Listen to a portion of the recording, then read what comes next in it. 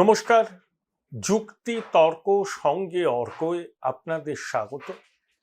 আপনাদের সঙ্গে আমি অর্কপ্রভ সরকার।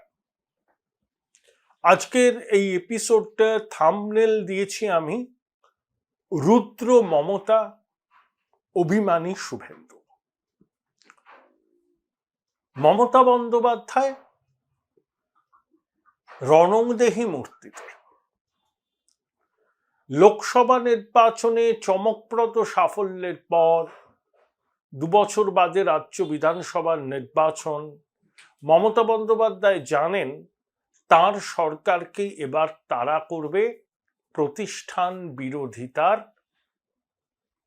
ছায়া। তাই তিনি কিছু পদক্ষেপ নিচ্ছেন।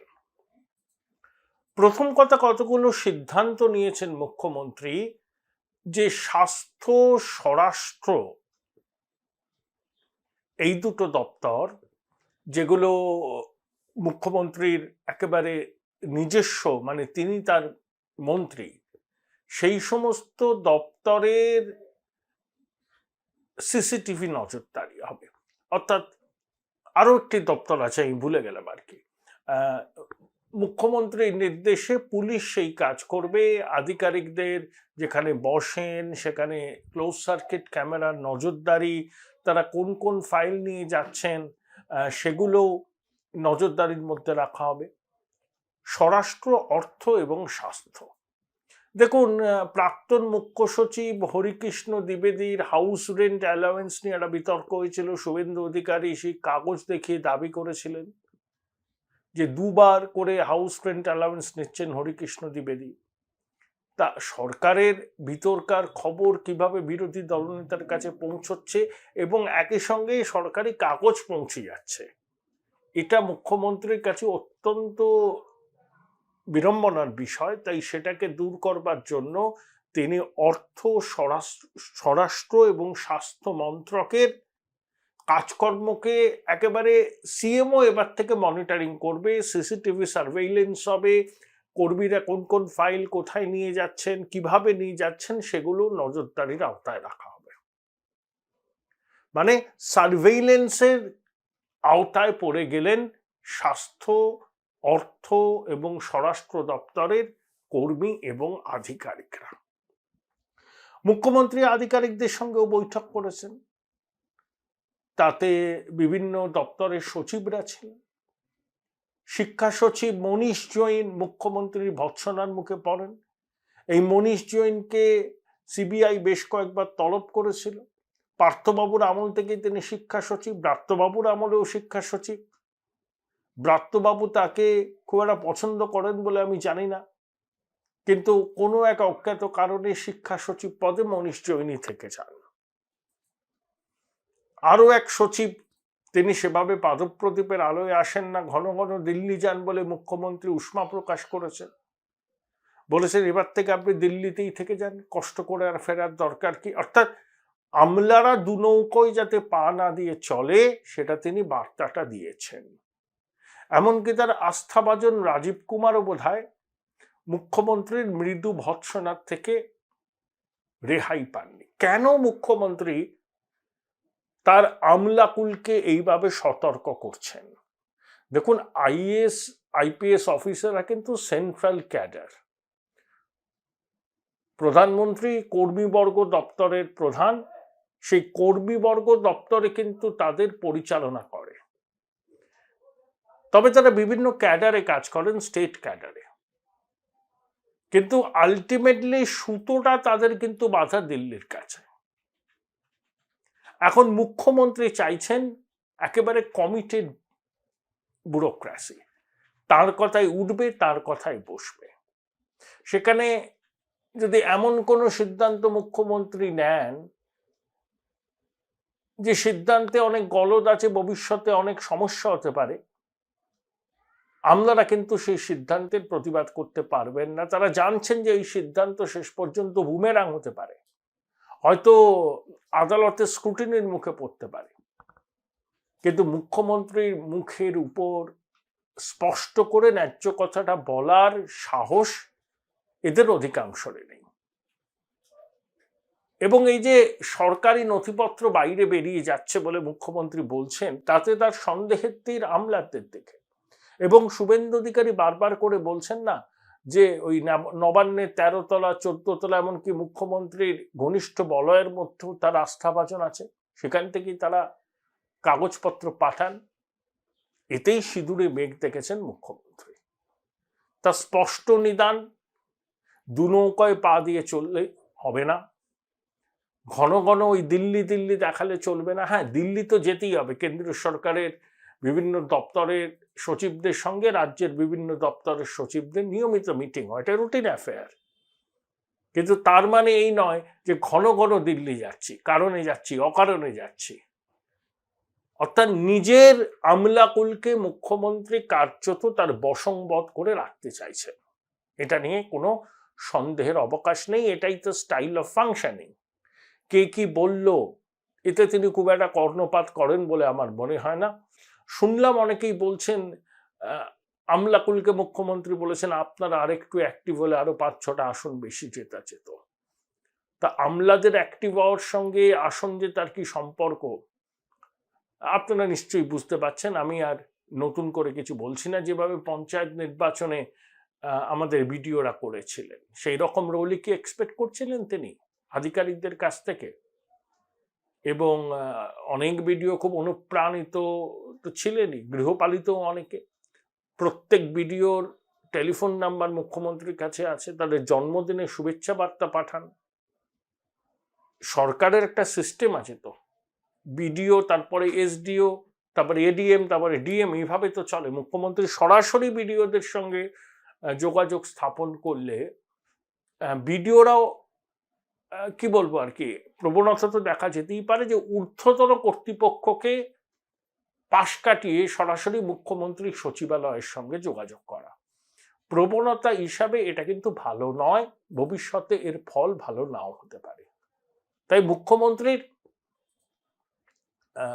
রোষের কারণ, ক্ষুব্ধ হওয়ার কারণগুলো আপনারা নিশ্চয়ই বুঝতে পারছেন। অর্থাৎ যে কমিটেড জুডিশিয়ারির কথা তিনি বলেন, তিনি ভাবেন, তিনি চান, অনেক ক্ষেত্রেই জুডিশিয়ারির অনেকেই Join Indian Institute of Hotel Management now. Right choice, right decision. একেবারে চক্ষু লজ্জা বিসর্জন দিয়ে তার কথায় হ্যাঁতে হ্যাঁ নাতে না মেলাচ্ছেন না। সেটাই মুখ্যমন্ত্রীর ক্ষোভের কারণ, তাই তিনি রুদ্রমূর্তিতে। ঠিক বিপরীতে বিরোধী দলনেতা শুভেন্দু অধিকারী।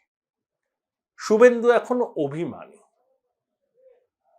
লোকসভা নির্বাচনে প্রত্যাশা মতো ফল না হওয়ায় বিজেপির অভ্যন্তরেই অনেকে শুভেন্দুর দিকে আঙুল তুলেছেন, বলছেন 25-26 জন প্রার্থী শুভেন্দু ঠিক করেছিলেন, তাই নির্বাচনে ফলের দায়ভার তাকে নিতে হবে। শুভেন্দু বাবুর বক্তব্য তিনি একা করেননি, রাজ্য সভাপতি ছিলেন, বিজেপির কেন্দ্রীয় নেতৃত্ব শেষ পর্যন্ত অনুমোদন দিয়েছেন। বিজেপিরও পেশাদার সংস্থা ছিল, প্রার্থীদের ক্রেডেনশিয়াল তারা আতশ কাচের নিচে বিচার করে প্রার্থীদের নামে চূড়ান্ত অনুমোদন দিয়েছে।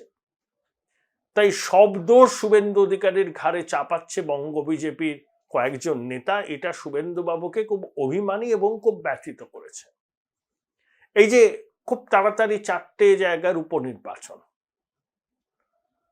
প্রার্থী কে হবেন সে বিষয়ে শুভেন্দু বাবু সাফ জানিয়ে দিয়েছেন ঘনিষ্ঠ মহলে, না আমি এ বিষয়ে আমার কোনো বক্তব্য নেই, সভাপতি এবং অন্যরা মিলে প্রার্থী ঠিক করুক, যদি আমাকে প্রচারে ডাকে আমি সাগ্রহে প্রচারে যাব, দল ডাকলে, প্রার্থী প্রচারে ডাকলে আমার প্রচারে যেতে কোনো অসুবিধা নেই, কিন্তু আগ বাড়িয়ে আমি প্রার্থী বাছাইয়ের ক্ষেত্রে আমার মতামত দেব না। আর আমাকে যদি সব বিষয়ে মাথা দিতে হয় তাহলে আমার সেই দায়িত্বই থাকবে যে দায়িত্ব পেলে আমি ইলেকশন ম্যানেজমেন্ট, প্রার্থী বাছাই থেকে শুরু করে সবকিছুর মধ্যে নিজেকে জড়িয়ে রাখতে পারব। অর্থাৎ দায় একা আমি নেব না। আমি তখনই দায় একা নিতে পারি যখন আমার কাছেই সবকিছু চূড়ান্ত করার ক্ষমতা নষ্ট হবে। দেখুন, বিজেপিতে নতুন রাজ্য সভাপতি হবেন, সুকান্ত মজুমদার কেন্দ্রীয় মন্ত্রী হয়ে গেছেন, বিজেপির সর্বভারতীয় সভাপতি জেপি নাড্ডাও মন্ত্রী হয়েছেন, বিজেপির সর্বভারতীয় সভাপতি পদে বদল হবে, এই রাজ্যের সভাপতি পদেও বদল হবে। দিলীপ ঘোষ টানা 6 বছর ছিলেন, তিনি সফলতম রাজ্য সভাপতি, কিন্তু নির্বাচনে হেরে গিয়ে তিনি যেভাবে ক্ষোভের জ্বালামুখ খুলে দিয়েছিলেন সেটা অনেকের কাছেই গ্রহণযোগ্য হয়নি, এমনকি বিজেপির কেন্দ্রীয় নেতৃত্বের কাছেও নয়। দিলীপ বাবু নাম না করে অভিযোগের আঙুল তুলেছিলেন সুকান্ত মজুমদার এবং শুভেন্দু অধিকারীর দিকে।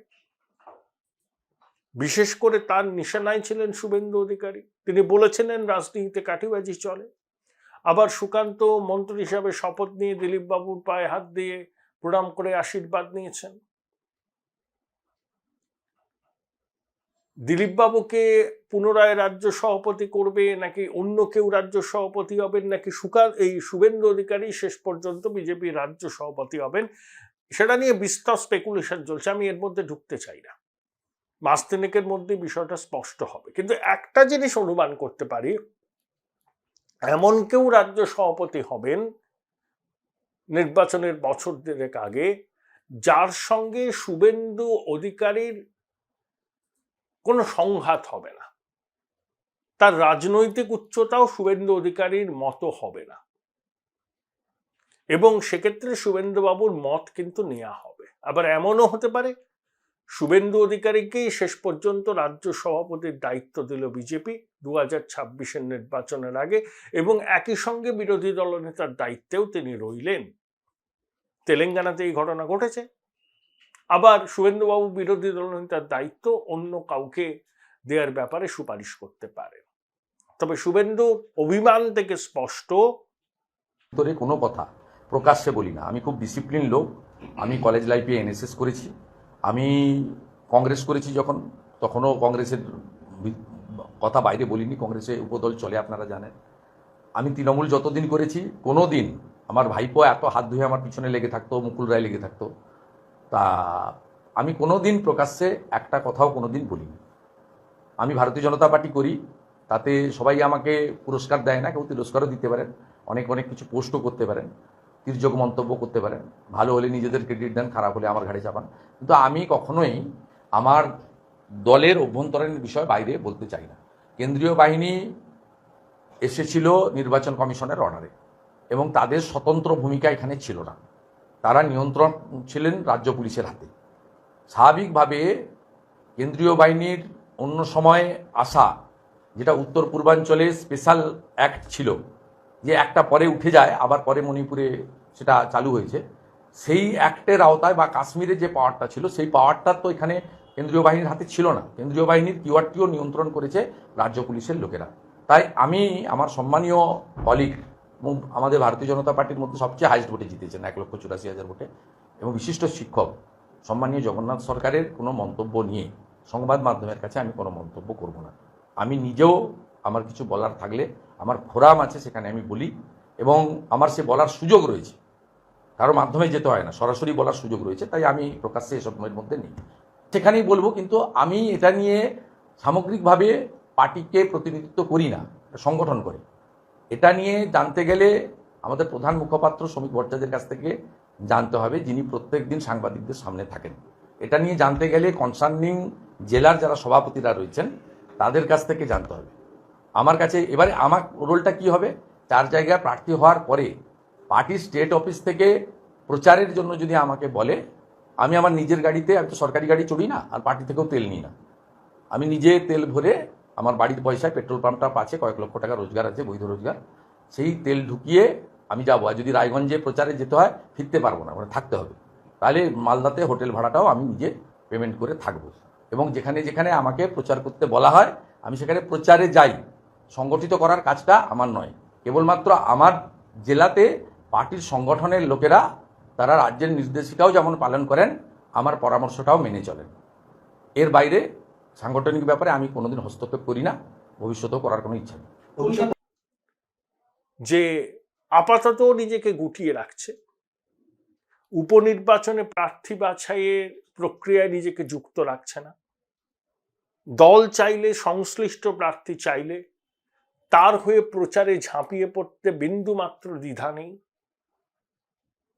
শুভেন্দুর অভিমানের কারণ, যেভাবে নিজের কাঁধে প্রচারের দায়িত্ব অনেকটা তুলে নিয়েছিলেন লোকসভায়, দিনে 5-6টা করে সভা, রোড শো, এই গরমের মধ্যে উনি তো আর হেলিকপ্টারে যাননি, গাড়িতে ঘুরেছেন। স্বপন দাশগুপ্ত টুইট করে এটা বলেছেন যে প্রধানমন্ত্রী মোদীর প্রচার আর শুভেন্দুর লাগাতার নাট্য চষে ফেলা বিজেপি যে এই ফল করেছে তার পিছনে অন্যতম কারণ। বিজেপির কেন্দ্রীয় নেতৃত্ব শুভেন্দু অধিকারীর সাথে আছেন, বিশেষত স্বরাষ্ট্রমন্ত্রী অমিত শাহ, যাকে তিনি তার রাজনৈতিক অভিভাবক বলে প্রকাশ্যে বলেন। তাই শুভেন্দুর আপাতত নিজেকে গুটিয়ে রাখার সিদ্ধান্ত বিজেপির অভ্যন্তরে অনেক সমীকরণকে উস্কে দিয়েছে। তবে আবার বলছি, শুভেন্দু কিন্তু প্রার্থী যেই হন, তিনি যদি তাকে প্রচারে ডাকেন, শুভেন্দু ঝাঁপিয়ে পড়বেন তার হয়ে প্রচারে। কিন্তু ওই কে প্রার্থী হবেন সে ব্যাপারে আর কোনো মতামত তিনি দেবেন না, কারণ তার মনে হয়েছে তাকে একা দোষীর কাঠগড়ায় তুলছেন তার দলেরই কিছু নেতা, যেটা শুভেন্দু মানতে পারছেন।